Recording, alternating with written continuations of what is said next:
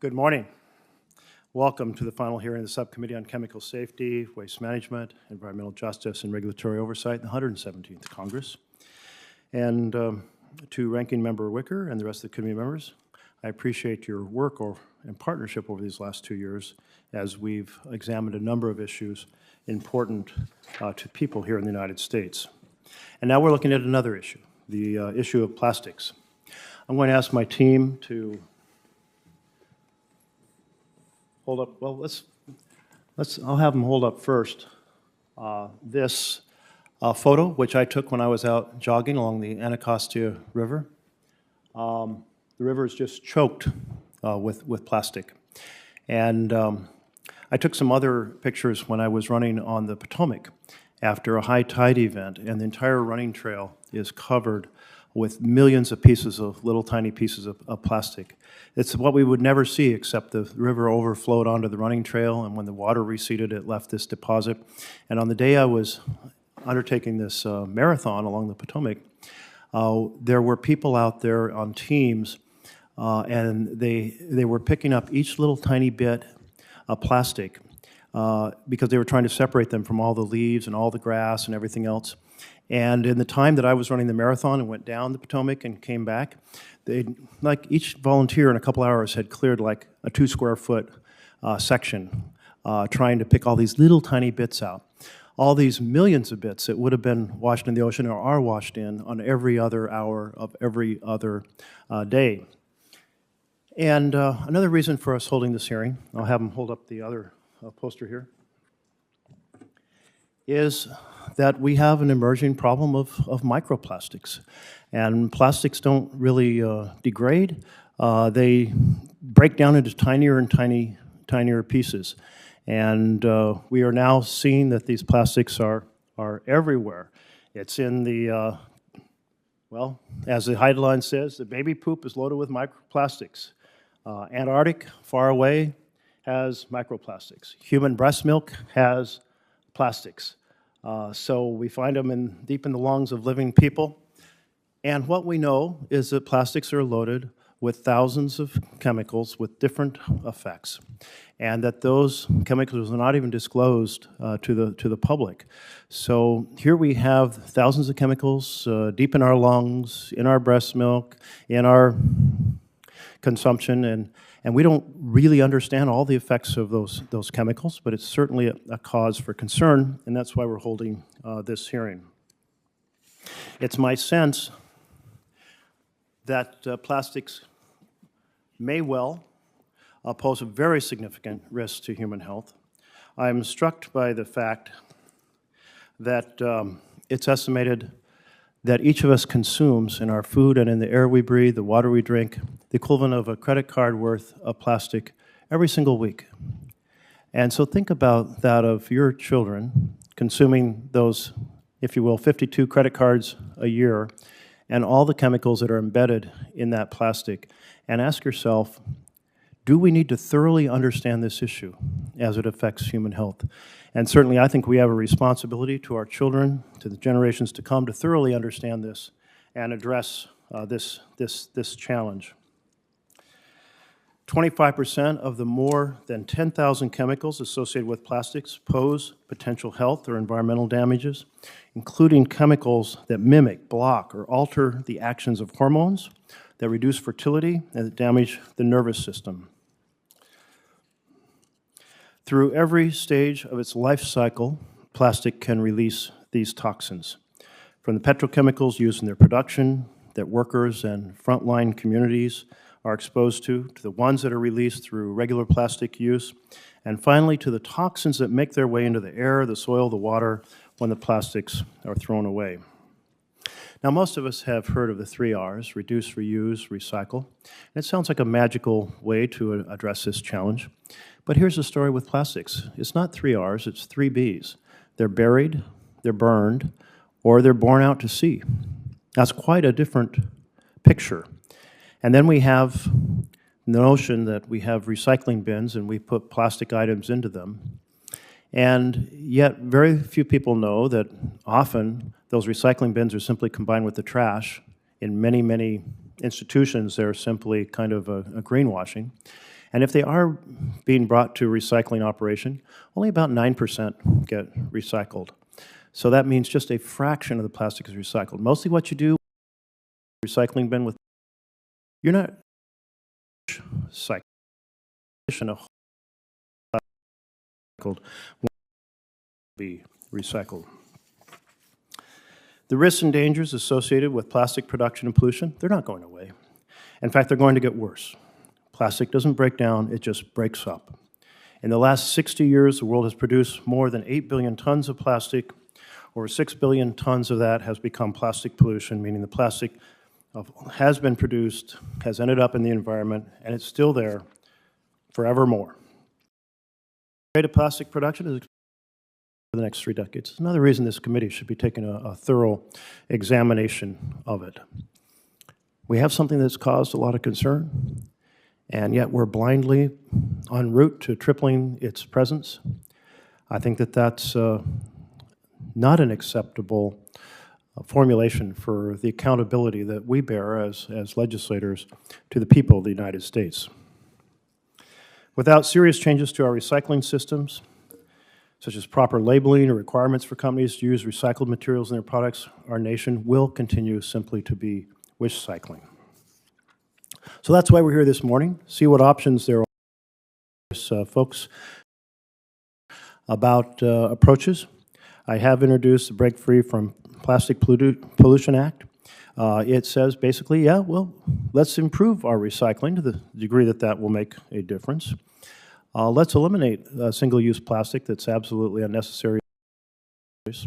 Let's use more of producer responsibility, such as we do with ink cartridges for printers, to have a system in place that ensures far more of the stream of waste actually gets recycled.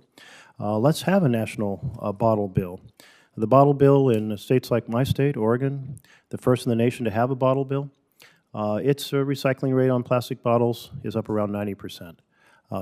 Many states, they're closer to 15 or 20% without such a bottle bill. So, we're delighted to have this panel of experts. And now I'd like to turn things over to my colleague and ranking member, Senator Wicker. Thank you, Mr. Chairman, for calling today. Today, consider the impacts of use of plastic waste. I want to thank Matt Association, share with the importance of plastics in our modern economy. They're essential to our economy, and I think both sides of the dais will acknowledge that. He will also discuss steps that industry is taking to respond to concerns, such as the ones the chairman mentioned. Eric Hartz, president and co-founder of Nexus Circular, will be able to share with the committee some of the solutions being developed in the private sector to respond to plastic waste. The production of plastics has been pivotal for a number of advancements in our modern world, particularly for public health and hygiene. This was especially apparent during the COVID-19 pandemic. Frontline workers and many others deemed essential protective equipment or contained plastic gowns and face shields. Hardworking individuals. Creating COVID tests to developments that allowed us to return to normal sooner. When considering the use of plastics, we should keep in mind the vast range of benefits that have been provided for public health because of plastics. As with aluminum and other products, the use of more plastics has led to discussions about their production and disposal. Some states and localities, as the chairman has said, have taken steps to use bags, established back program. Plastic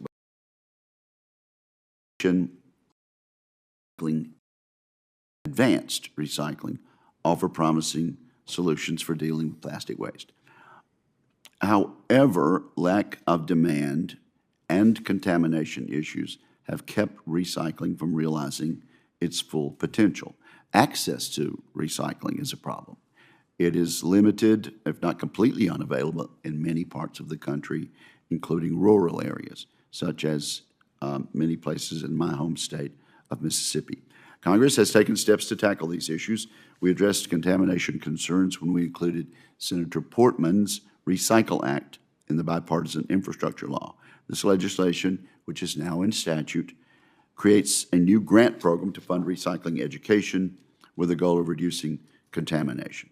We also addressed recycling access issues when this committee and the Senate passed Ranking Member Capito's Recycling Infrastructure and Accessibility Act. This legislation seeks to make recycling easier and more accessible throughout the United States, particularly in underserved areas. Congress also passed Senator Sullivan's Save Our Seas 2.0 Act in 2020, establishing a new grant to support improvements to municipal recycling programs. Advanced recycling is another potential solution for plastic waste. This method of recycling dismantles plastics into their constituent parts, allowing for more materials to be repurposed. Advanced recycling technology can also extend the life of existing materials so that fewer virgin materials have to be used. And notably, this method, advanced recycling, allows many previously unrecyclable plastics to be processed while also dealing with contamination issues. These advancements are important to keep in mind as we look to the future of plastics and continue to work to reduce plastic waste. Thank you, Mr. Chairman. Thank you very much. We're going to turn now to our witnesses. I'll first introduce Dr. Pete Myers, the founder, CEO, and chief scientist of the Environmental Health Services. We look forward to hearing your testimony. Mr. Myers, the floor is yours. Thank you very much. Chairman Markley, Ranking Member Wicker, Senator Whitehouse, it's an honor to be in front of you today to provide testimony. As you said, my name is Pete Myers, and I'm founder, board chair, and chief scientist of Environmental Health Sciences, a C3 that promotes public understanding of the intersection between health and the environment. I'm also an adjunct professor of chemistry at Carnegie Mellon University and a founder and a board member of Sudoc.com, a chemical company building out sustainable chemistry. So you've invited me here today to talk about plastics and human health. This is right in my sweet spot. I've been doing it for a long time. I'll summarize some of the key concepts in the science and then provide specific examples of where chemicals leaching out of plastics have harmed human health. I can't cover it all in 5 minutes, but because there's so much more, so please look at my written testimony. So endocrine disrupting compounds, which Senator Merkley mentioned, are a key part of this story. They are not the only chemical hazard in plastics, but because they cause harm at such extraordinarily low doses, I will focus on them this morning. What are endocrine disrupting compounds, EDCs? They hack hormone signaling.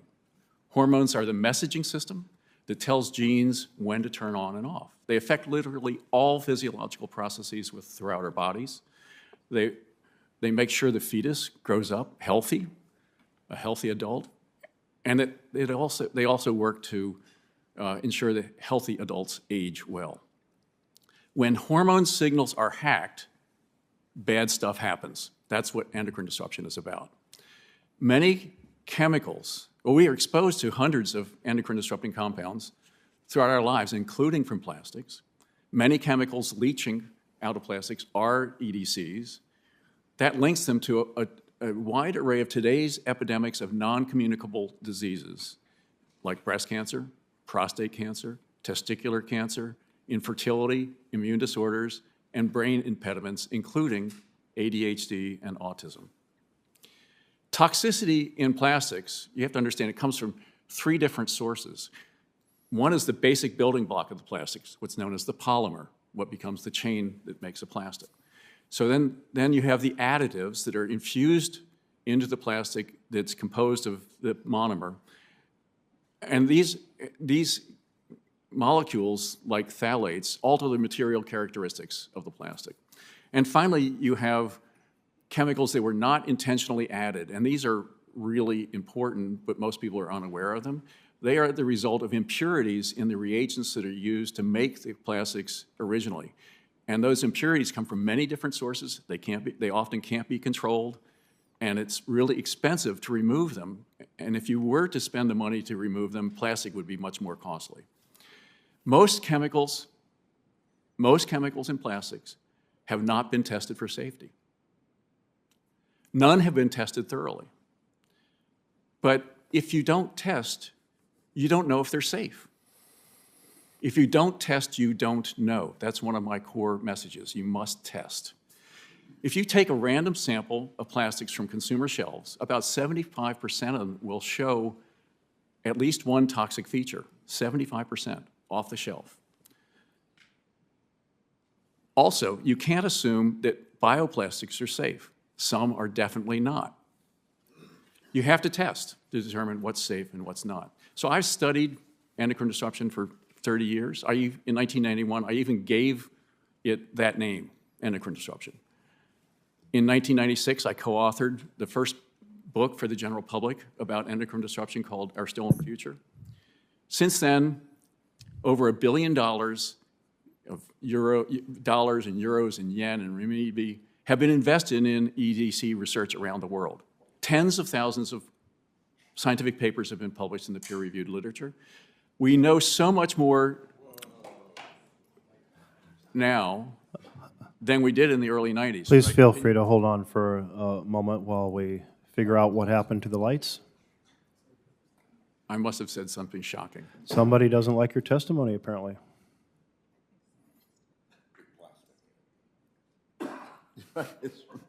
There we go. Now we're all now collectively enlightened. Thank you. Please Okay. continue. Go ahead. Yes. What we know now, after all that research, tells us that it's much worse than we thought when this discipline began. Much worse. The ubiquity of EDCs in plastic and the abundance of plastic everywhere is a major factor in why it's worse. Let me give you 4 quick examples, or at least start on 4 quick examples before my time runs out. 1, data show that over the last 5 decades, there's been a 50% decline in sperm count in adult men. The original studies only focused on men in the developed world, but just this past month, a new study came out that expanded it to the developing world also.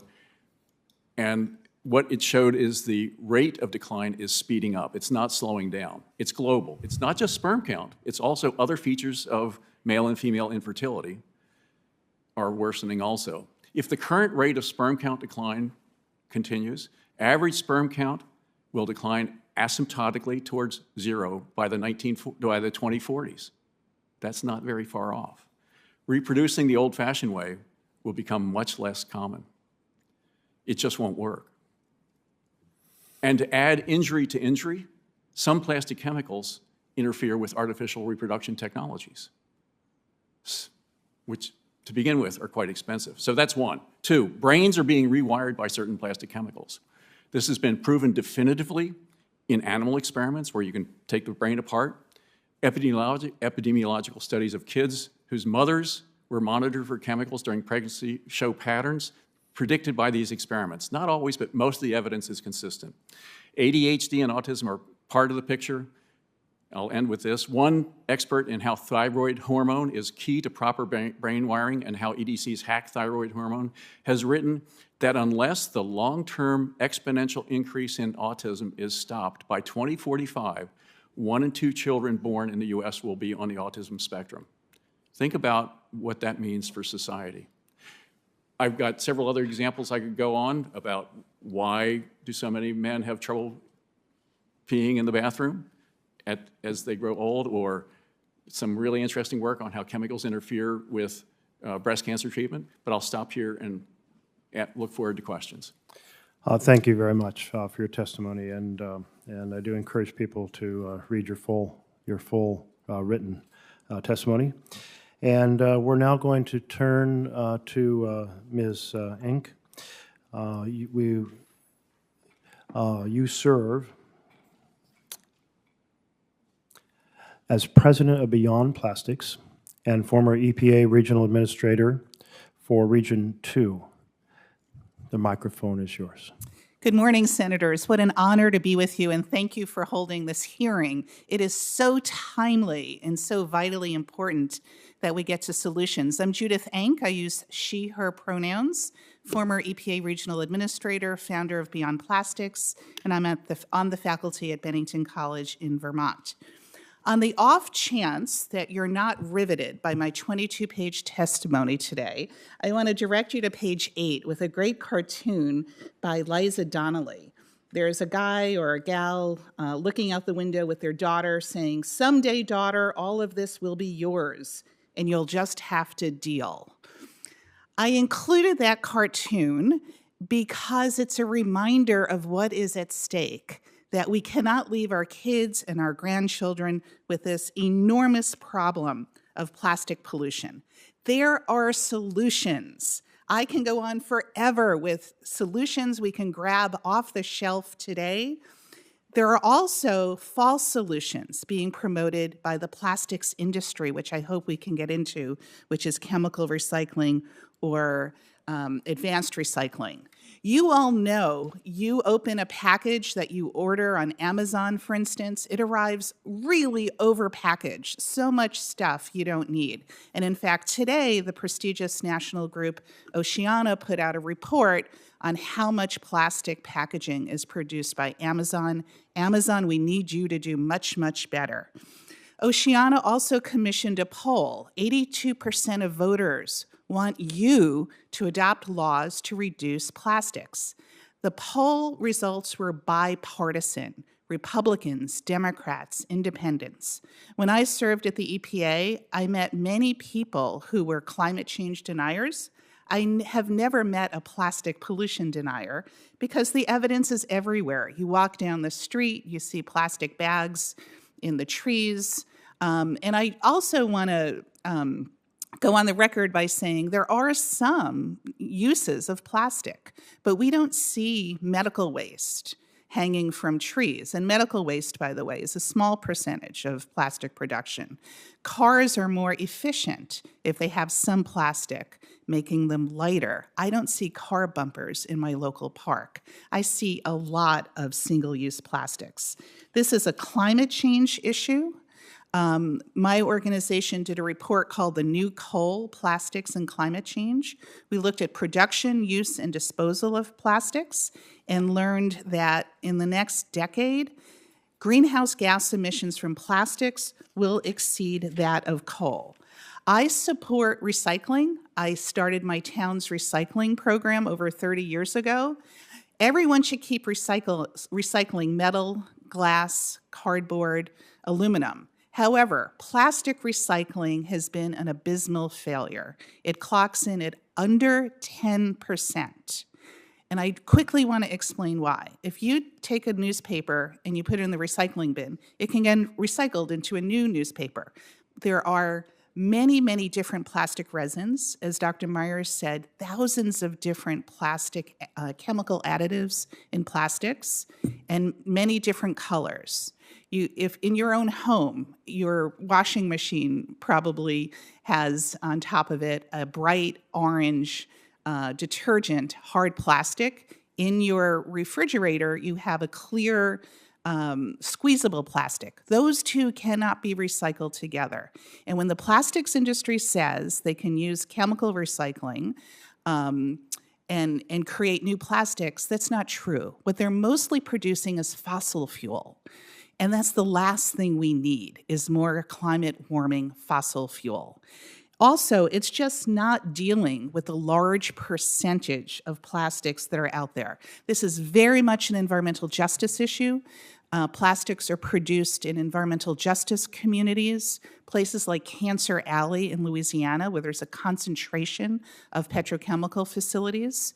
And these communities, typically low-income communities of color, are so overburdened on both the production side and then because so little plastics actually get recycled when it comes to disposal, it's these same communities that are homes to landfills and incinerators. We need to cut plastic production by 50% in the next 10 years. We can do it. Pass the Break Free from Plastic Pollution Act, pass the National Bottle Bill, pass a sensible law called the Plastic Reduction and Recycling Act, also known as EPR, which has been introduced in state legislatures around the country. We don't need a magical breakthrough. We need reduction, refill, and reuse.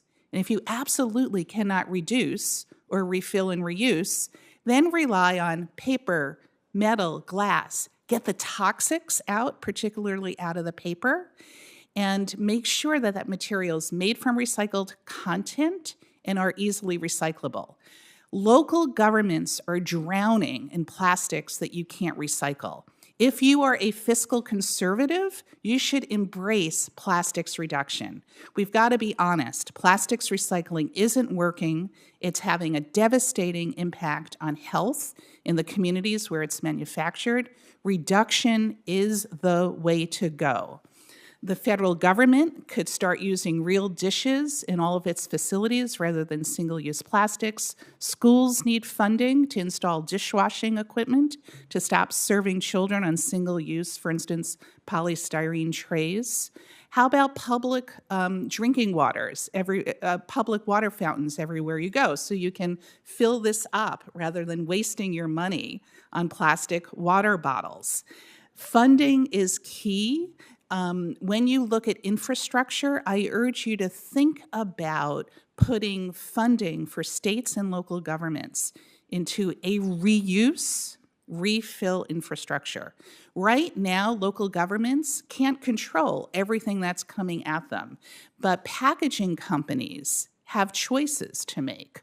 Are they going to provide sustainable packaging or more and more multi-material packaging that is either littered, buried, or burned? You and I don't want to use so much plastic, but we have little choice, which is why extended producer responsibility with teeth goes a long, long way.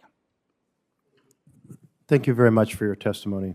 And each of our first two witnesses went 2 minutes over their time, so we'll establish the same possibility should you wish to use it. And we'll next turn to Mr. Matt Seaholm, who serves as CEO of the Plastics Industry Association. But at 5 minutes, we're going to turn the lights on. Any distraction is welcome. Thank you. Good morning, Chairman Merkley, Ranking Member Wicker, and esteemed members of the committee. Thank you for the opportunity to appear before you today. My name is Matt Seaholm, and I'm the President and CEO of the Plastics Industry Association. Founded in 1937, we represent the entire supply chain of the plastics industry, in which nearly 1 million Americans are employed. Our membership includes material suppliers, equipment manufacturers, processors, and recyclers. Let me first say we appreciate the commitment of this committee to pursue solutions that reduce waste. There's a saying in our industry, we love plastic, we hate plastic waste. The way we see it, any molecule of plastic material that leaves the economy is truly a waste. We need to collect, sort, and ultimately reprocess more material, and that goes for all substrates, not just plastic. But today's hearing is first about the impacts of plastic use. So I'd like to discuss a few of those. More importantly, the variety of people impacted. A husband hit head-on at 50 miles per hour, and even though they had to cut him out of the car with the jaws of life, he surprised even the medics on site as the deployment of airbags made from plastic fibers left him unharmed. A teenager who only has access to nutrition thanks to plastic packaging because he lives in a food desert right here in our nation's capital. A retiree with type 1 diabetes since childhood who remains active because of the sterile, interchangeable plastics used to support decades of treatments through the loss of kidney function. A young family without running water for an entire week because a hurricane flooded their neighborhood along the Gulf Coast, but were not thirsty because of plastic water bottles delivered to them in their time of need. A single mother who, during a crucial time of the baby formula shortage, was able to utilize pre-sterilized plastic milk collection bags to safely store breast milk for her baby. The list can go on, and before it's suggested these aren't the types of applications truly at the heart of the discussion, I would point to three pieces of proposed legislation in this Congress that have called for the stoppage of production of plastics used in each of these scenarios. If there's one thing a pandemic and now war on the European continent has taught us, stable supply chains are imperative.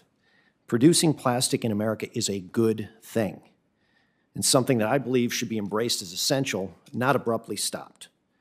Plastic has become a preferred material in most applications because it uses the least number of resources to manufacture and transport, as well as providing greater performance. However, we must also acknowledge that the incredible innovations in plastic materials and products have outpaced our ability to recycle them because infrastructure has not kept up. Our nation's recycling rates are too low. That is why companies across our supply chain work tirelessly to improve recyclability and invest billions of dollars into the prevention of waste and the technologies to recycle. However, our industry does not control the entire value chain of recycling in America, and that is why we need partners to help get these rates where we all want them to go. We see Congress as a very important partner in that process and appreciate this hearing for the opportunity to talk about solutions to reduce plastic waste. A few policy approaches I might suggest: increase investments in critical recycling infrastructure to ensure the collection, sortation, processing can keep up with the complexities of all materials in the marketplace.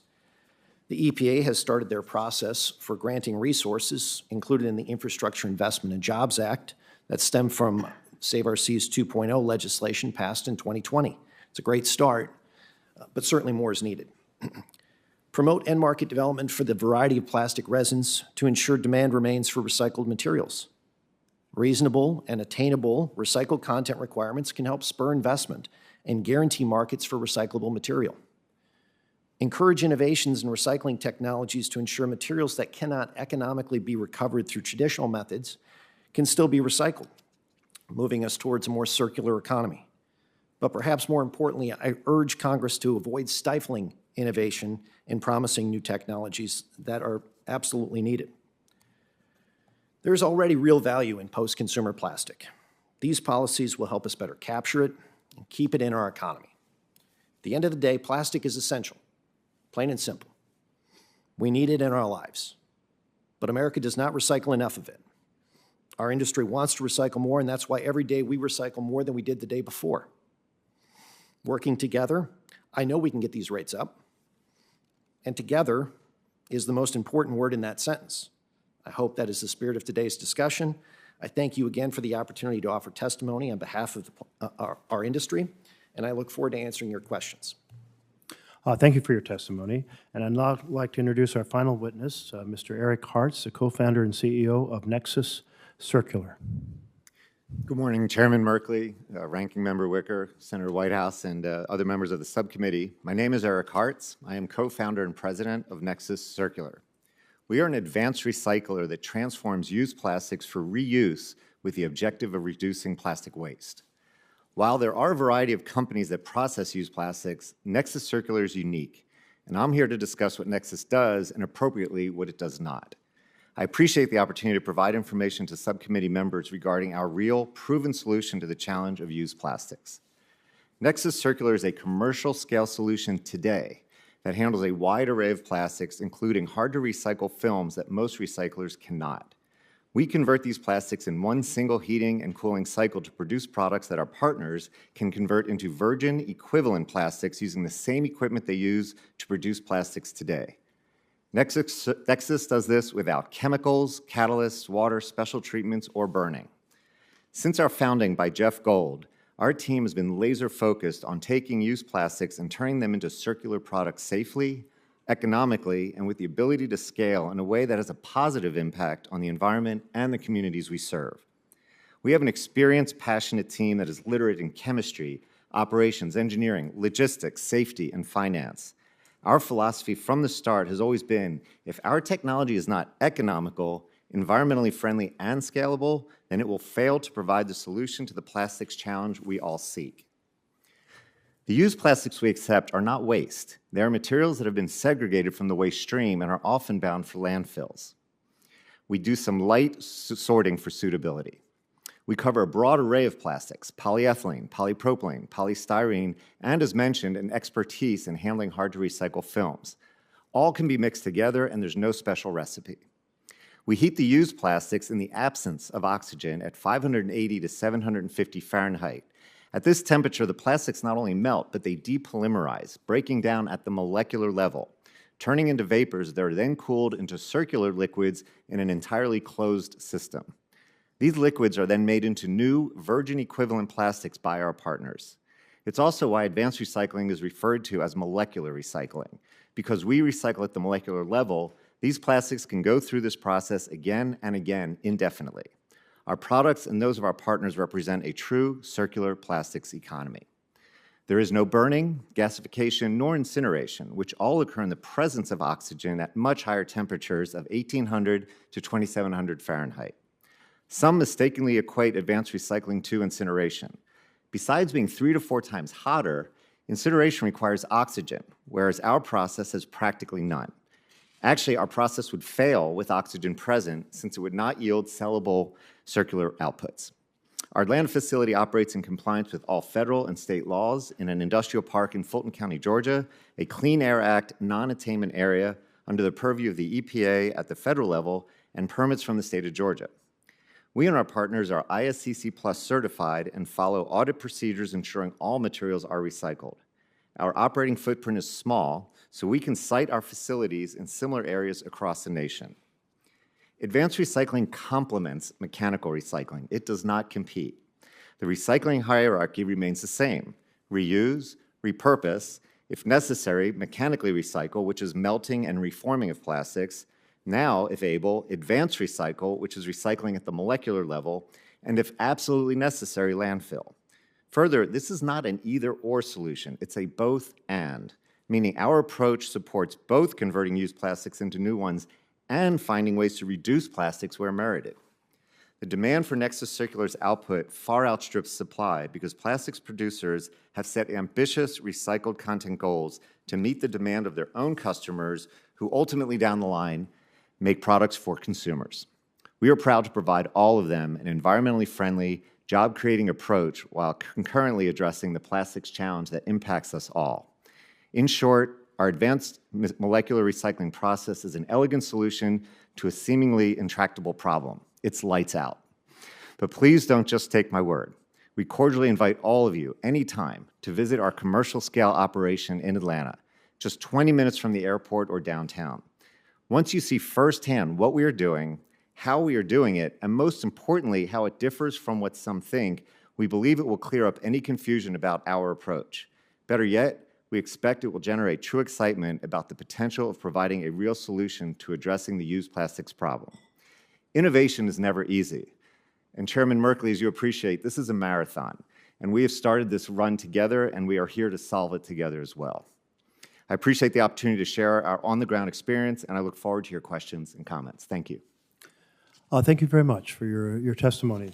And we'll now have 5-minute rounds of questions, and we might be able to get through a couple rounds if we're fortunate. I encourage you to keep your responses as succinct as you can so that we can get through as many points as possible. Mr. Myers, I'm going to start with you. You made reference to the endocrine disrupting chemicals in plastics. Are plastic producers required by law to inform the public of all the chemicals that are in the different plastics they produce?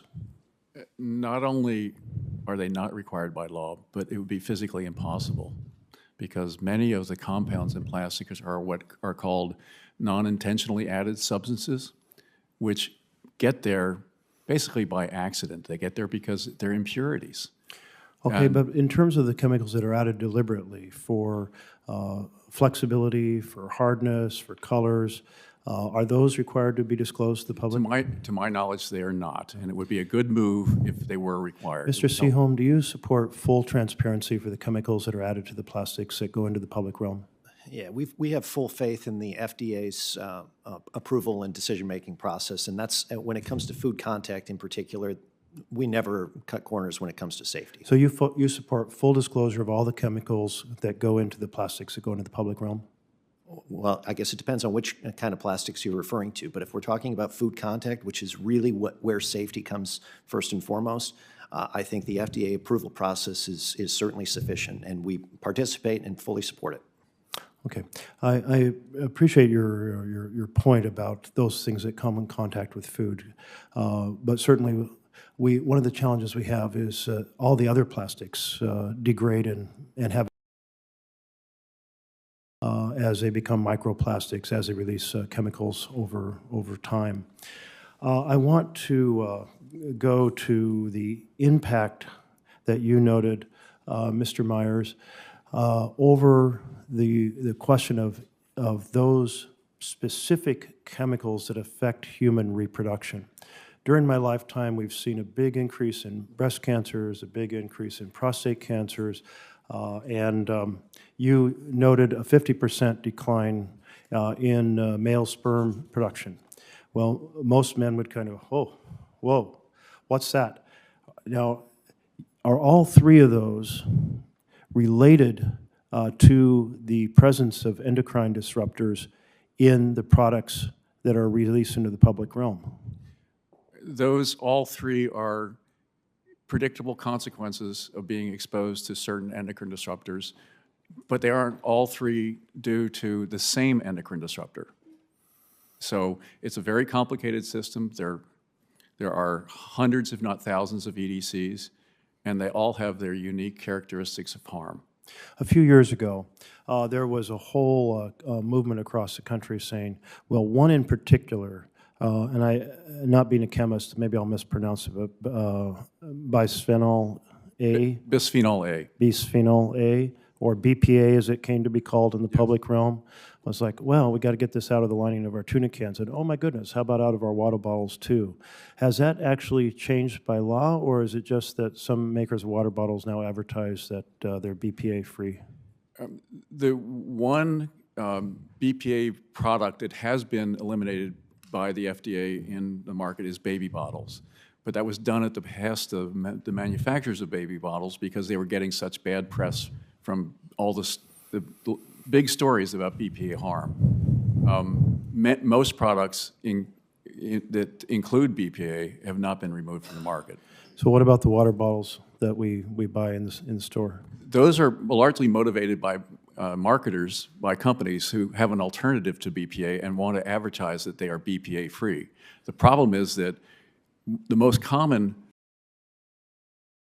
is BPS, which is a minor variant on BPA, and subsequent research since that substitution became known has shown it is just as bad, if not worse, than BPA. So you also mentioned your written testimony, phthalates and perfluorinated compounds. Perfluorinated, is that the same as PFAS? Yes, it is. So we have PFAS in plastics, we have phthalates. It's going to exist in the universe for thousands of years to come, and find out how much PFAS is in it or phthalates are in it, because that disclosure is not required, isn't that right? That disclosure is not required, and disclose in food packaging content, so that the common practice of fluorinating high-density polypropylene with fluorination is not widely known, but is very common. I have one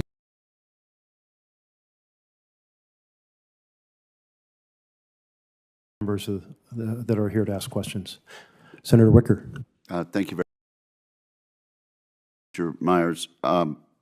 Some very startling testimony about male sperm count basically being ineffective by brain wiring, autism being caused by this. Is it your testimony that there is scientific documentation that lower sperm count is being caused by plastic waste? There is extensive scientific documentation. I would refer you to a book called Countdown by one of the principal the study, which is published in the peer-reviewed literature. But also the book explains what is the basis of the evidence for And the same for autism. Yes. Okay, now, Ms. Inc., is it your testimony that plastic production, pollution? Production. Okay. Yeah, and because of the impact in low-income and minority communities where the production is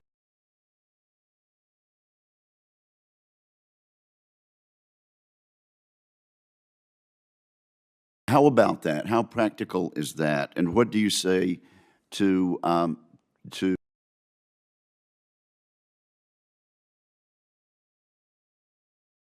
peer-reviewed concerning autism and sperm count? Well, thank you, Senator. First, on the production question, if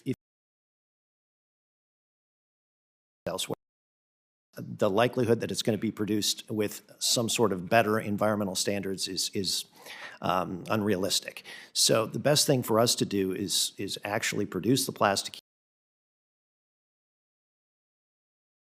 use all day long, but actually stopping the production of it is really going to be What detrimental. about 50% reduction? Yeah, that's just, it's not attainable, and nor should it be, because it would absolutely cripple supply chains and economic progress in the United States. On your second question, I think Dr. Myers, in his opening, few have been tested thoroughly, and I think to respond to that with has there been significant scientific evidence? I think for the vast majority of the discussion on chemicals, no. In Senator Merkley's recently introduced bill, there is studies that would be funded for it, and we would welcome studies to be done looking at things like microplastics, because there isn't sufficient claims. And Mr. Hartz, with regard to your high-temperature procedure that doesn't include oxygen,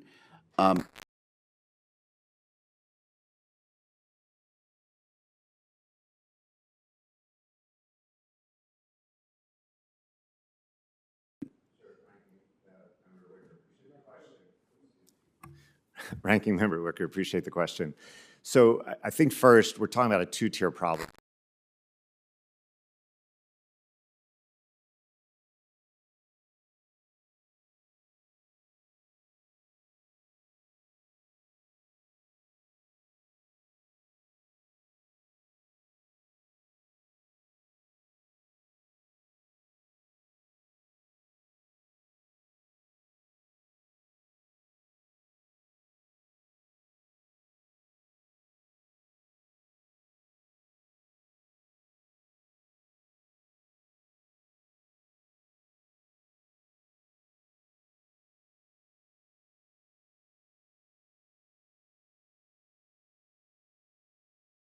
Incinerate, and we make a product that's clean and pure enough to run through the current plastics production system. That's the best review you can get. We have a very tight spec we have to meet. And then second,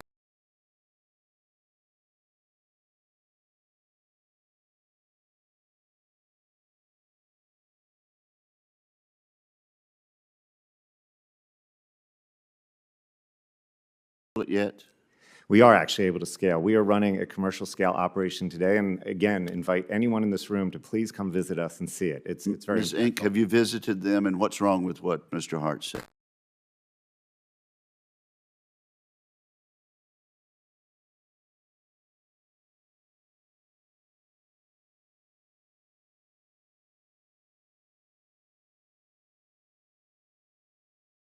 being handled by chemical recycling facilities. Currently, only 0.26% of the plastic waste is handled by this.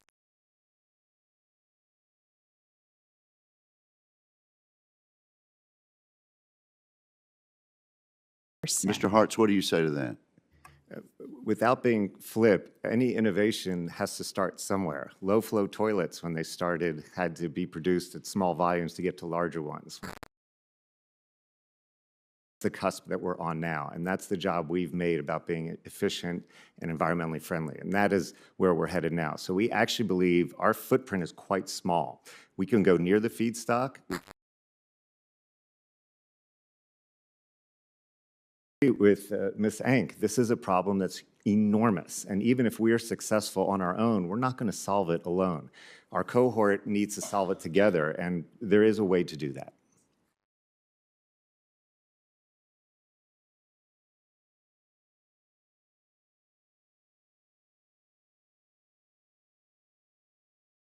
An underappreciated threat to wildlife, to the quality of life, and to human health. So I'm really pleased that we're having this hearing to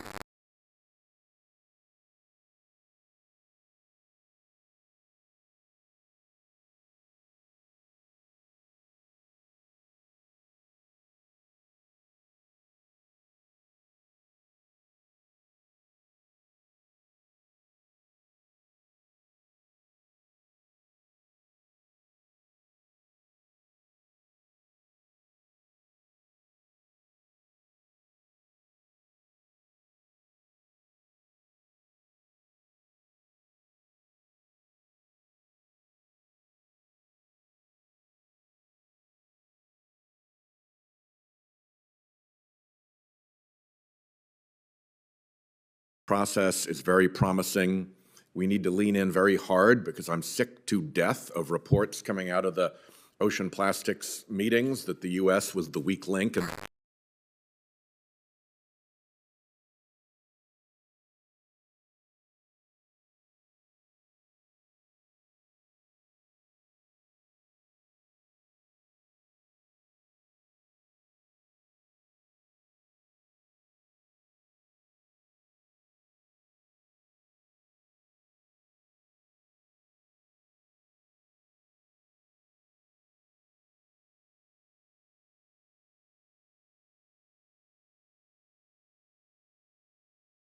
with the fact that we are flooding our world with plastics. And there may be no constituency for the albatross here or for other seabirds, but when essentially every caught seabird has plastic in its gut, it's a signal from Mother Nature that we need to pay attention here. I offer anybody the chance to respond to my comments in the way of a response to question for the record. I would flag that in addition to the plastics problem on the land and in the human environment, we also have a really significant ghost fishing gear problem because plastic fishing gear lasts forever, and after people lose it, the long lines keep catching fish, the nets keep catching fish. They are just sort of massacres flowing through the ocean, and we need to make sure that it is very lucrative for a fisherman when they get near ghost gear to haul it out of the water and have that be their catch for the day, because that will help clean up our oceans a lot. And the last thing I think that I'll mention is that we can do a lot more here, and the industry can do a lot more here, particularly if you look at the areas of industry leadership.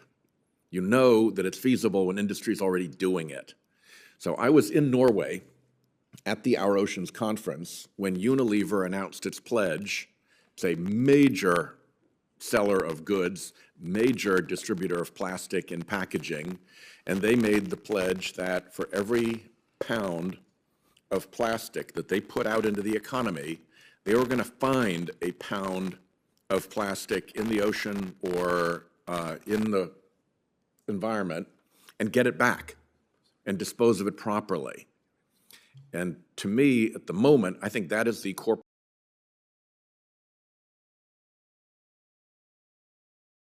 major plastics manufacturer make that exact same commitment, and then we can look on what else needs to be done. But it is, to me, a little bit ridiculous when we have a problem of this magnitude in an industry that is responsible for it, that when the industry sets a high watermark of good behavior, the rest of the industry isn't already there with them right away. So I think we need to take this a lot more seriously. I'm very grateful to Chairman Merkley.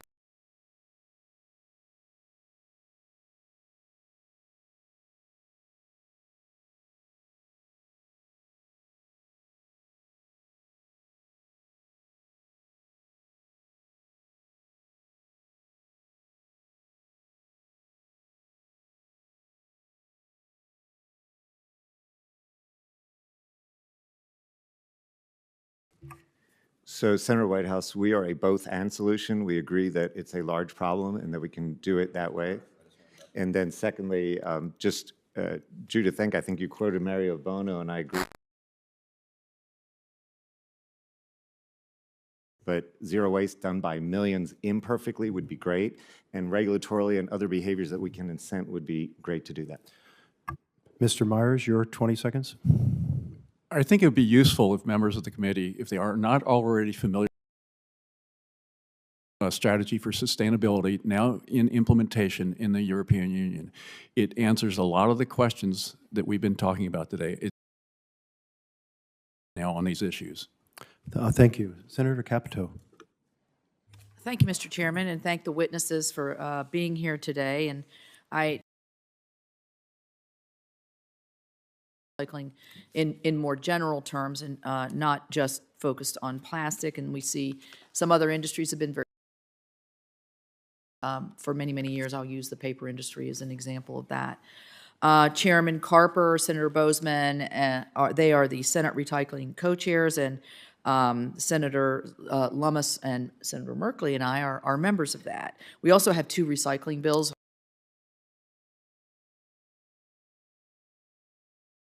Some people would say that recycling is kind of a myth and sort of a scam. And so, Mr. Seaholm,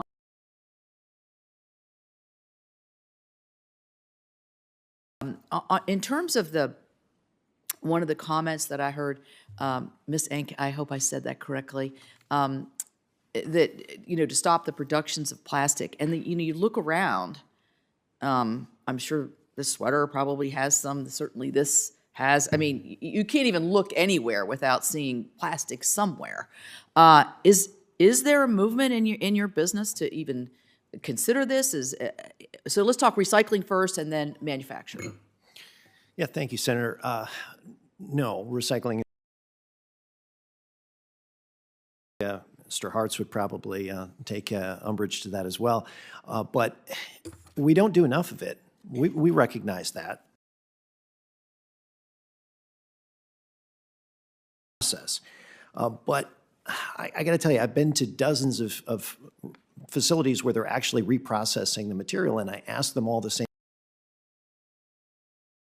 There's always availability of material, availability of feedstock. They can't get enough material. That means there's a breakdown in the thousands of hardworking men and women in the recycling industry. Absolutely not a myth, but we have to grow it. Well, I would say, too, that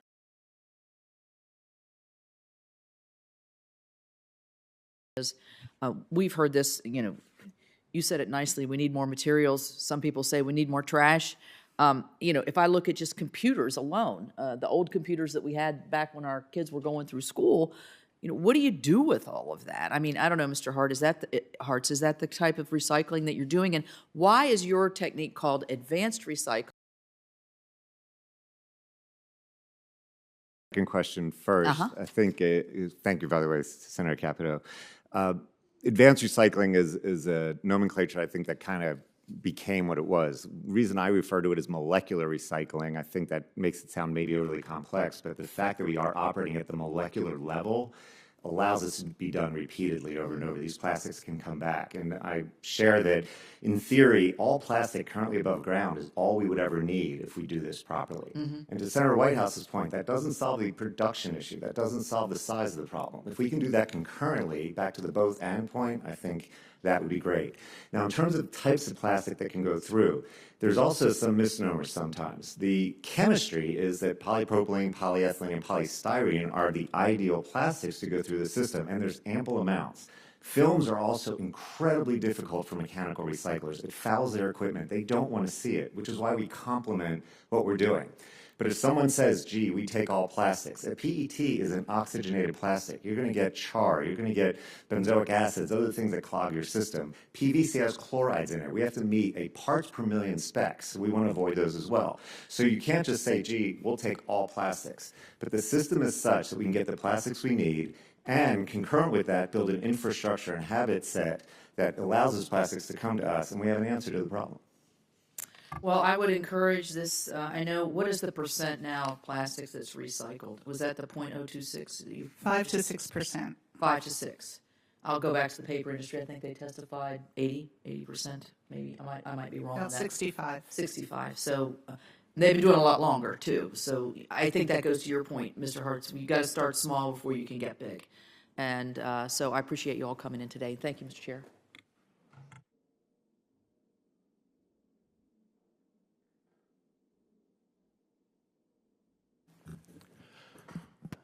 So we're checking on our supply stream of senators here. I gather that.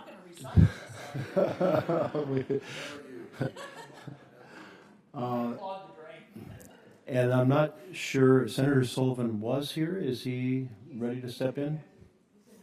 Because Senator Duckworth is not on right now. And Senator Carper is on his way. So if Senator Sullivan would like to step in, if not, I'm happy to ask a question. Senator Carper is here? Okay, great.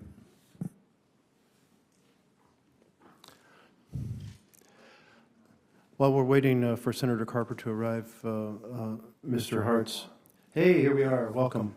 You have a permit you've sought through Georgia EP Environmental Protection Division to be able to emit hydrochloric acid. Is that correct? I'm not sure when you're saying emit hydrochloric acid. We have a general permit for air, for water, and that may be part of that. Yeah, it is. And I just want to note that because it has sounded from your testimony like it's a closed loop, nothing escapes. And were you not cited for violations in your emissions in 2 quarters of the last year, 2021? Actually, it wasn't the last 2 quarters, and the actual violation by definition was a flow meter on a device. It had nothing to do with the system. We built our system out. We obviously went through all the permitting process, and when they came back and revisited, they actually requested a flow meter on the system, which we rapidly repaired. But I would not consider that a violation of our system as much as a violation, if you will, of a rule about the flow. Again, we were going. Thank you. Senator Carper is now here, so we'll turn this over to him. Thanks, Mr. Chair. I want to thank our chairman. I want to thank our ranking member, Senator Wicker, for holding this hearing, a really important hearing today. I want to welcome our panel of guests, and I want to thank our ranking member of the full committee, Senator Capito, for her support in not just in discussing this topic, but addressing this challenge. And we thank all of our witnesses again for joining us. As some of you know, this is something I care deeply about, have forever. I'm 75 years old, and I've been working as a private citizen on recycling for, ever since I was a Lieutenant JG in the Navy a million years ago in Palo Alto, California, during the Vietnam War. And I have never stopped caring about it. Did it as a treasurer of Delaware, congressman, governor of Delaware, and I think we've made real progress in our state then. But I like to run. I like to exercise. One of us like to exercise, and so we have folks who have some great walking paths, and not too far from where we live. And there's too much litter everywhere. And it's not just in the areas of part of the state where we live. It's all over our state. It's in other states. It's in neighboring states. It's all over the country. And sometimes people think I would go to run just to pick up recyclables. And the good news is I do, and I can recycle that stuff. But there's a lot of stuff that I pick up that can't be recycled, and it's just going to end up in a trash in a landfill someplace in my state. Anyway, I'm going to ask Mr. Chairman, I'm going to ask unanimous consent to enter for the record a statement, if I could. I hear no objection. And I'd like to turn my first to 12 questions. Oh, well, first. You are the chairman. I promise you it's not 12. Mr. Seaholm, as a Navy guy, I like your name. Seaholm, that's good. And Mr. Hart's nice meeting with you briefly earlier today. Let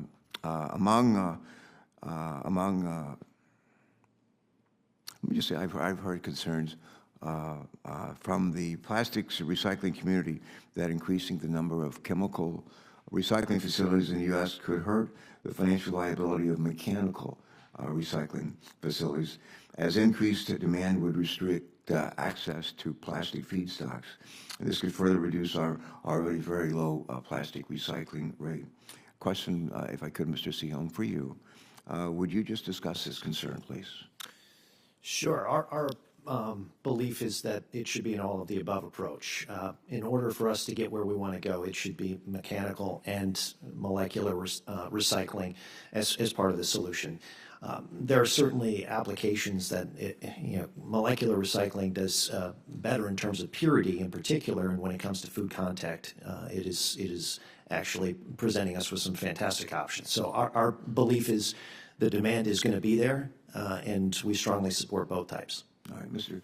Hartz, if I could, would you identify any backstops that the industry has in place to make sure that as chemical recycling grows, the industry does not take feedstock from the mechanical recycling facilities? And do we need for the government to provide those backstops? So, Chairman Carper, thank you again for your questions. So in terms of backstops, I was mentioning earlier that mechanical recycling is actually less work, if you will. There's some heat, you cut plastics up, you reform them. And there's a lot of plastics that can go there, and those are not the plastics we seek. So we do not see ourselves going after the plastics, and the numbers we hear, 5 to 8% are mechanically recycled today, and there's a reason for that, because those are the ones that work. So the other materials that are flowing by, those are the ones that we're interested in, and particularly we're interested in those plastic films. The other part is the economics of this. It's generally just cheaper to mechanically recycle. You shouldn't be doing advanced recycling if you can mechanically recycle, and we actually support that. So the backstop is going to be the marketplace that allows for that to happen. If we find ourselves in a situation that we're all going after the same material, then to Senator Whitehouse's earlier point, we're not solving the problem in the first place. All right, thank you. Mr. Sehom, back to you. If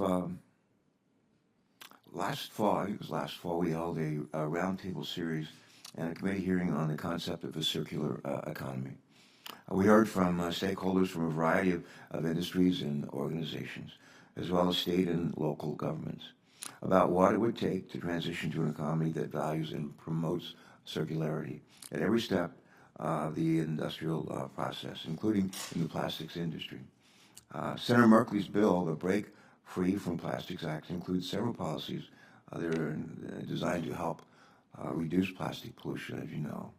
And my question, would you elaborate on why the plastic industry has advocated for recycled content mandates, extended producer responsibility laws, and bottle bills to be implemented together? And could you explain how these policies can interact with one another to improve overall plastic recycling rates? Absolutely. Thank you, Senator. Everything you just described really falls into two categories. One is demand, and the other is supply. And recycled content requirements done reasonably actually can help spur investment in the infrastructure side of things, because the demand is guaranteed to be there. So increasing demand is most important for the value to be ensured. And then on the extended producer responsibility component of it, the industry has come to a point of accepting a fee on products in order to fund recycling infrastructure, because at the heart of the matter is the infrastructure has simply not kept up, and that's what we have to fund. All right, good. My time's expired. Thanks, Mr. Chairman. Ms. Ang, I have a question I'm going to submit for the record, and if you would take the time to respond to it regarding turning plastics into fuel, should not be considered recycling on that particular issue. So if you respond, I would appreciate it. And Mr. Wise, I'm going to pick that. Can I just say no and then respond for the record? If you could, that'd be great. Ms. Wise, we look forward to having a question for you the next time when. Maybe later today. Thank you so much. And Mr. Chairman, thank you very much for a timely and important hearing. And for those on our committee that have worked on this as well, you know who you are. Thank you very much. Thank you, Senator Carper. Senator Sullivan. Thank you, Mr. Chairman, and greetings to our witnesses on this very important topic. So appreciate you holding the hearing, Mr. Chairman. And Senator Whitehouse mentioned already the work that he and I have been doing for a number of years now on the Save Our Seas Act, Save Our Seas 2.0. and following up on that. So we'll continue to work it. One of the reasons this is so important to me in my state is on the ocean debris issue is Alaska has more coastline than the rest of the country combined. A lot of people don't know that, and we have a very important fishing industry where we care deeply about sustainable fisheries and healthy fisheries. 2/3 of all seafood harvested in America, commercial, sport, recreational, subsistence, comes from Alaska, 2/3. So these are big issues for my constituents and my state. One question I want to ask all four of the panelists is this issue, at least for remote communities like mine in remote states. We do these big beach cleanups of ocean debris and waste. NOAA estimates that after the Japan tsunami, some of the worst affected beaches in Alaska had 30 tons of waste per mile. So we get this enormous amount of waste and plastic in. Senator Whitehouse point, derelict fishing gear that winds up on our shores. Mostly it's from Asia, not from Alaska. But once the marine debris is collected, there's no place to put it. Most landfills in Alaska can't accept it, so we have to then ship it to the lower 48. By the way, it's the same issue with PFAS. We ship PFAS to Oregon. None of this makes sense, particularly when most building materials that we get in Alaska are imported, mostly from Asia. So the technology now exists to have a local solution, convert some of this plastic waste into components for building materials. So that's just one idea. Given this situation in Alaska and other remote communities, how would you help us solve this problem? Because it's a big problem for my state, but I'm sure it's a big problem for other states as well. And why don't we just go down the line, starting with you, Mr. Hartz. Sure. Senator Sullivan, thanks for your question. And actually, I share your concern as well. I'm an avid outdoor person, and I see the same things that you do. I think at the end of the day, it's a question of aggregation of plastics. I think the statistics you're talking about are very concerning. But what we have found is when you have a good answer to a problem, like water, it finds the lowest point. So even today, we have materials usually within 150, 250 mile radius that we source from, but we actually have materials coming much further away to us because they say they cannot find a place to properly recycle it, and we can. Right. So to your point, I think it's getting the right answer out there that will attract the plastics we need. And frankly, it'll motivate all of us if there's an answer.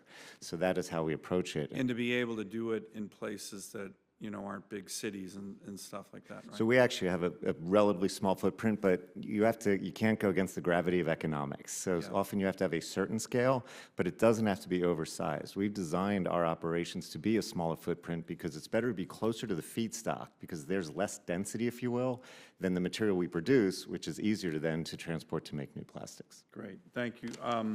Mr. Seaholm, how about you? Yeah, I think everything that Mr. Hartz just referenced on the economies of plastic and recycling, I would agree with 100%. In addition, I would say that accessibility is an important issue across the entire country. We want to make it as easy as possible for that waste to get to where it needs to be, but a lot of times that's the consumers getting it into the stream.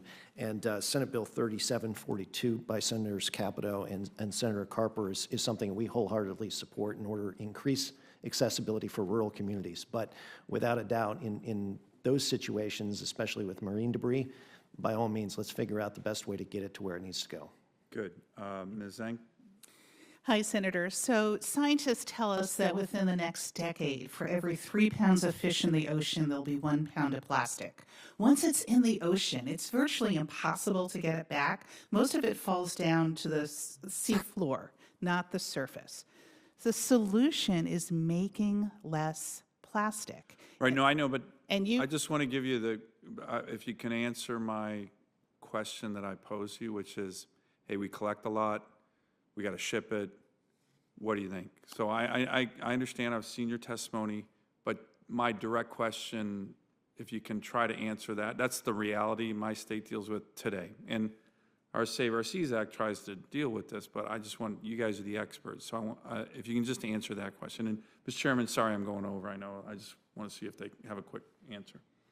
Well, there's very little you can recycle. I mean, I started my town's rural recycling program in upstate New York. There's just so much. So if you're collecting all of this, the only thing you can do, which is a bad option, is shipping it to a distant landfill or even worse, a garbage incinerator. Okay, Dr. Myers?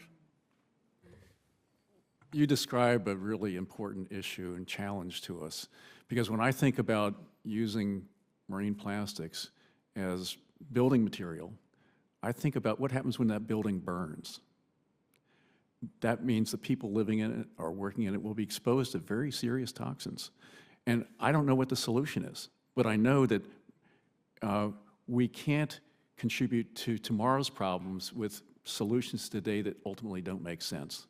Okay, thank you. Mr. Chairman, thanks. I have additional questions I'll submit for the record. Thank you very much, and I'll follow up with you. And I think the point you're making is that the landfills that you're shipping to are because you can't open similar landfills in Alaska. I'd be happy for you to open those landfills in Alaska and not ship it to Oregon. Yeah, we ship PFAS contaminated soil to Oregon. Yeah. And we could do it in Alaska, right? More discussion to come. Okay. And maybe if we can keep the PFAS out of products to begin with, that would be helpful as well. Senator Ernst. Thank you very much, Chairman Merkley, and to, as well, Ranking Member Wicker for having this subcommittee hearing. This is a very important topic, I think, for all of us. Really grateful for the work that has been done on the Save Our Seas. Iowa does not have seas, but we care about it as well. So, Mr. Hertz, let's start with you. Some of the opponents of advanced recycling have called it basically an unproven technology that is unable to operate at scale. Can you talk a little bit about some of the investments that you see being made in advanced recycling? So thank you, Senator Ernst. Appreciate it.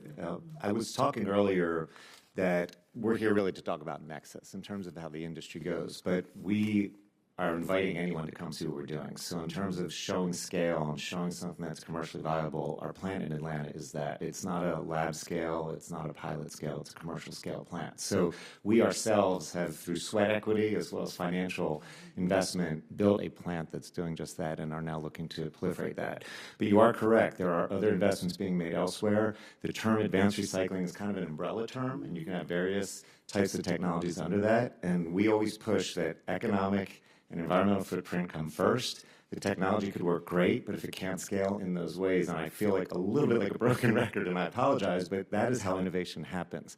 So that is where the investments are being made. And like any new industry, there are going to be successes and failures. And that's also kind of what we do here in this country, is try to create new things that way. Yeah, I appreciate that, because it's just as Senator Solon was saying, I mean, we have this problem. It's here. It's now. We can't just look towards the future with maybe not having different types of plastics out there, but we have to deal with what we have now. So I appreciate that. Can you also talk, Mr. Hertz, about the environmental standards and safeguards that your particular facility in Georgia operates under?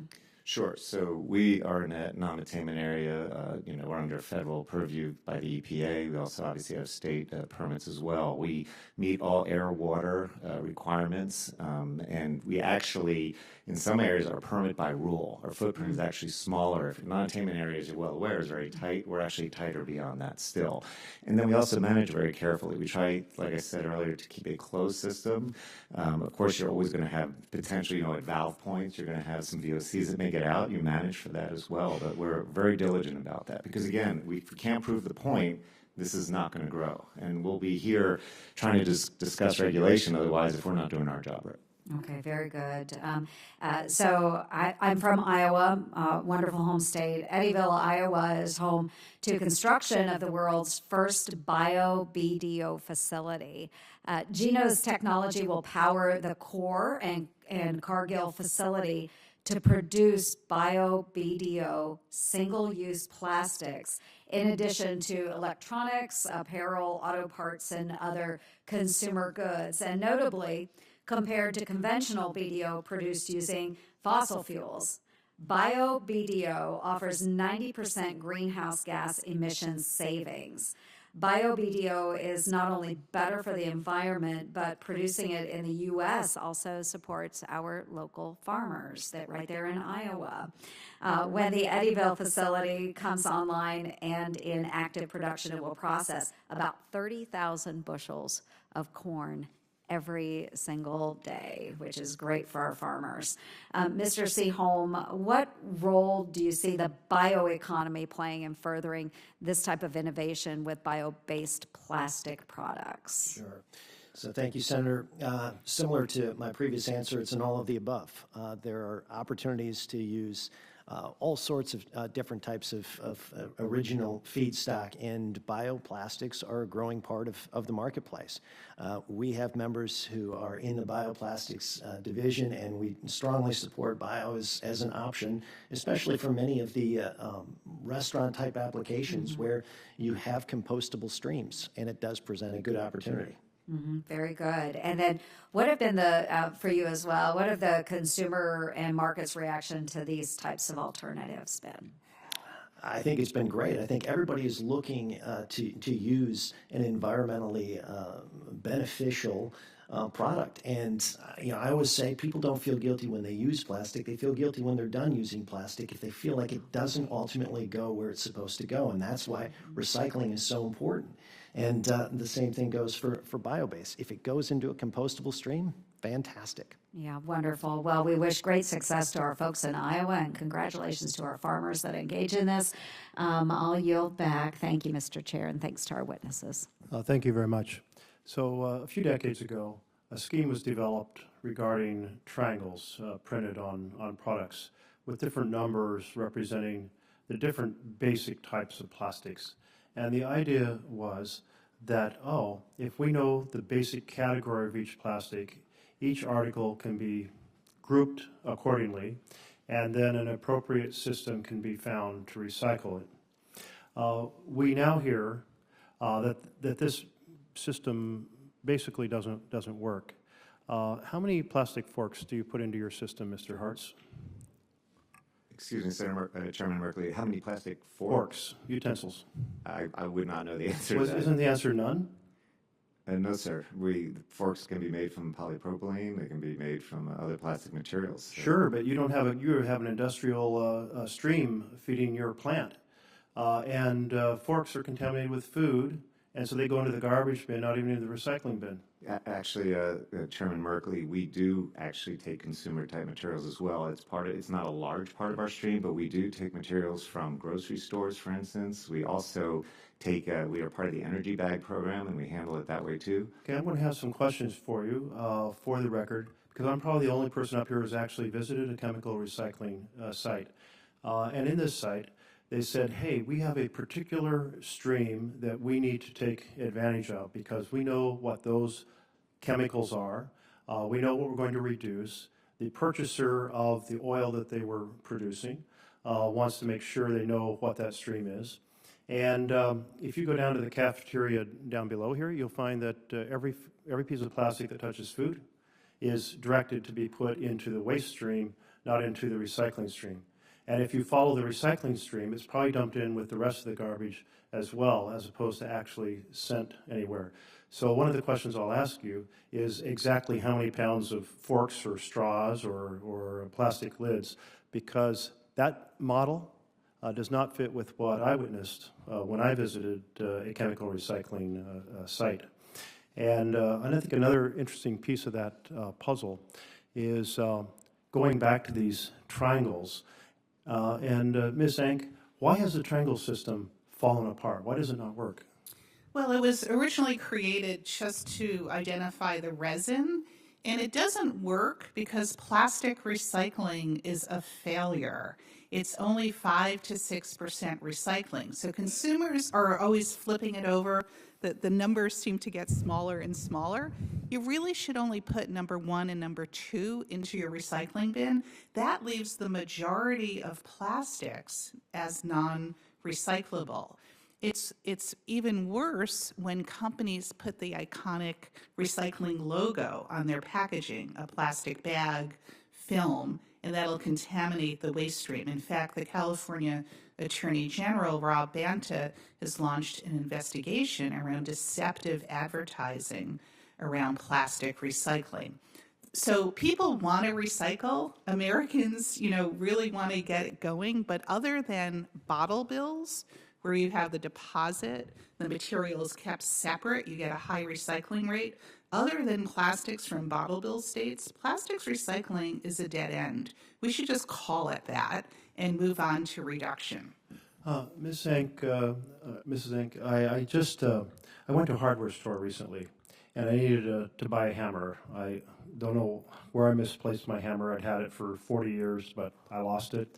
And I was fascinated to see that a hammer, which is designed for beating up on things, was wrapped at the hardware store in a plastic bag. Are we not using plastic in all kinds of settings where it's absolutely unnecessary? Yes, and it's because the company that packaged it has no skin in the game in terms of what happens to it after you buy the product. They will use different materials. They're not thinking in a circular way. So that's why we need strong, some call it extended producer responsibility. I call it packaging reduction and reuse requirements. Just like we have fuel efficiency standards for cars and appliances, we need environmental standards for packaging so things are not so overpackaged.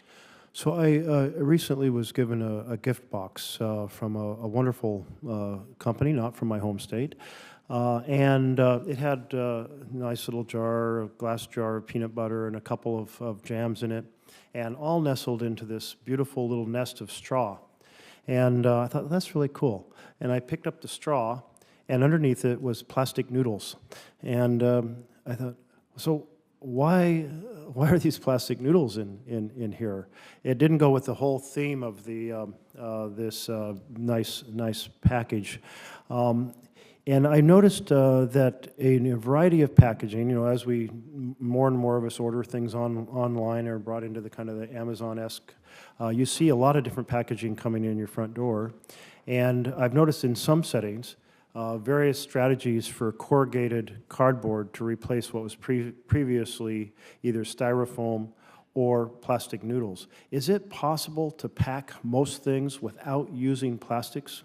Yes, New York State has banned polystyrene for food packaging and also banned the little polystyrene peanuts. And we're doing okay in New York, not getting massive amounts of polystyrene peanuts with our packaging. Another world is possible, but it was because the state legislature adopted a law. The voluntary initiatives just are not working. So we have interstate commerce, and producers tell me, we want consistency as we move our products from state to state. Does New York doesn't ban products from out of state that are packed in plastic noodles, right? No, the industry is doing just fine. But my point is that your state can change what you produce, but you can't change what you receive. Oh, no, it includes shipping into the state. You're prohibited from using plastic peanuts in shipping. So this company that I was just referring to that does these gift packages and ships them all over the nation, it's actually illegal for them to ship to New York? Correct. I doubt there's an enforcement action being taken, but they are out of compliance with the New York law. Wouldn't it make more sense for us to support the producers by not having a 50-state pattern and actually having packing rules that support replacing plastics with corrugated cardboard or so forth, rather than doing it state by state? We would welcome that, as long as, yes. Well, I do hope we'll continue in this subcommittee to examine these issues, because it seems like there's a lot that can be done apart from plastics disappearing. It's been pointed out in the panel today that there are advantages for plastics in medical gear, that there are advantages in certain other settings, perhaps in lighter weight automobile components or compression zones that makes cars safer, and I'm sure one could find an additional list, including in medical vaccine applications that have been mentioned and so forth. But I think it also becomes clear from the testimony that there's a whole lot of plastic that is absolutely unnecessary to have in our economy. And I have received interest for bottlers and saying we know that our plastic bottles would like get a bad rap. We'd like to see some recycling. I sat in 1976 on a Senate debate on the floor of the Senate where Senator Hatfield had a national recycling bill based on the Oregon bottle bill. And of course, it was ferociously opposed. But I think we're at a different point in starting to understand the impacts of plastic on human health and on the health of animals in our environment. And there is no way to get those microplastics out of the ocean. Those that Senator Sullivan was concerned about, many of us are concerned about. The idea that we now have plastics inhabiting basically like anywhere you test, you find microplastics. We're starting to be aware that microplastics are produced, including by washing our clothes, and plastic fibers being flushed into our streams. And Mr. Myers, you brought your scientific knowledge of the impact on human health, reproductive health. And I read that in detail in your extended testimony, and I encourage others to do so as well. Because the more you read about it, the scarier it gets. And if I read your testimony correctly, you noted that because of the way that these chemicals disrupt the way genes are turned on and off, that in studies of animals, that even after a second generation, where the DNA itself, the gene order has not been changed, but you see the impacts of these endocrine disruptors having changed how the genes are turned on and off, affecting health, so that even a child of a child, if you will, could potentially, in theory, if an animal studies. Did I understand this correctly? That there are effects that persevere beyond just the immediate health effects of the individual? You read correctly, and thank you for doing that. That phenomenon is called transgenerational epigenetic inheritance, and it's now been seen in multiple types of organisms. Lots of laboratory experiments have established it clearly. We don't know the detailed mechanisms by which it works, but it definitely works. And in animal experiments, we see effects down 4 generations, and it's too expensive to do tests on the 5th generation.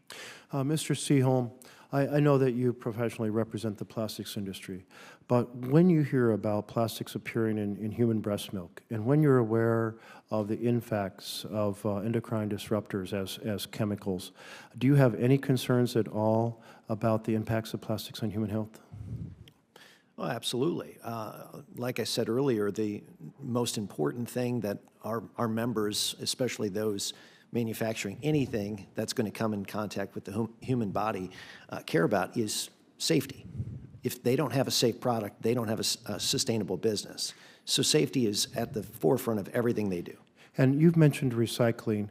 Is your industry supportive of a nationwide strategy such as a bottle recycling bill to try to greatly reduce the amount of bottles? Can we hold up that picture behind me again of those bottles that were in the Anacostia River?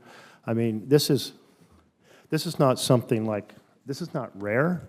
I could take you out tomorrow and show you, this is a couple years ago.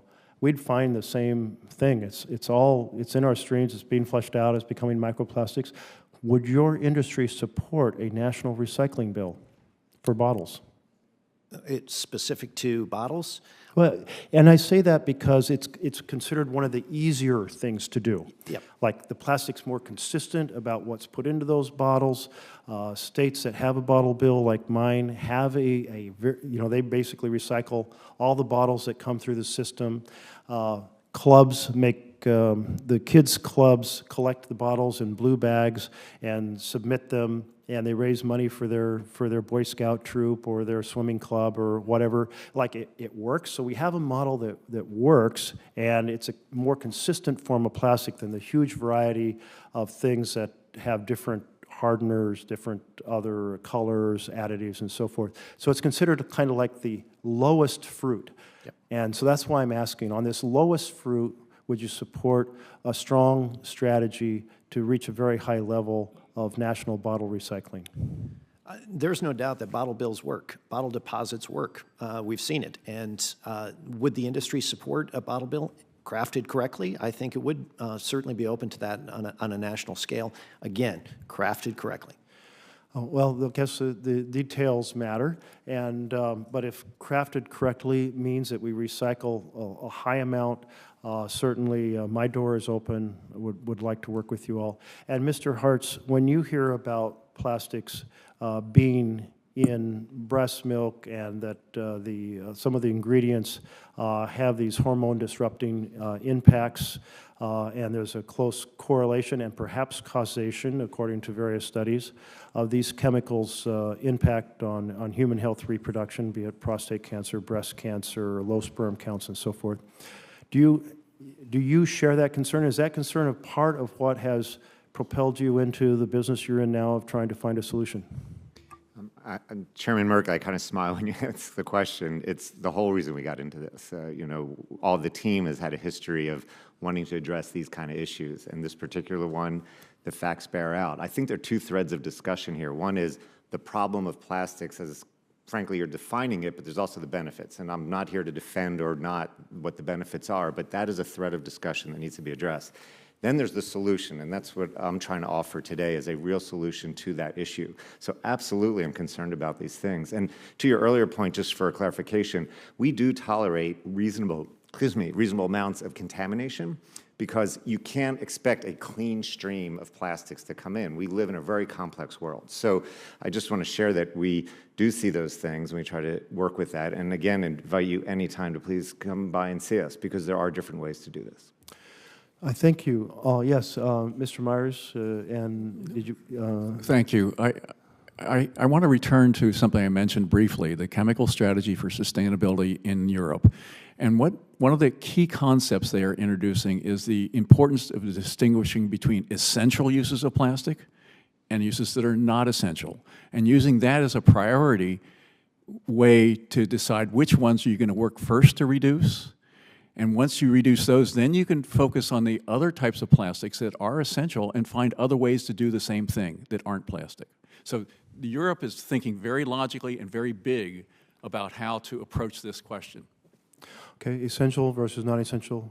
Mrs. Zink?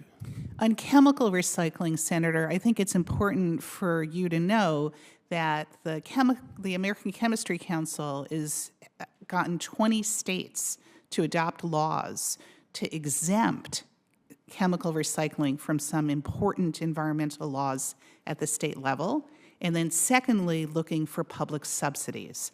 I don't think it's a solution. It's not going to solve the problem. I think we may have heard breaking news from Mr. Seaholm on a national bottle bill. We need a national bottle bill. If you just look at PET plastic beverage bottles, in the 10 states that have bottle bills, the PET recycling rate is 63%. Without a deposit, it's only 17%.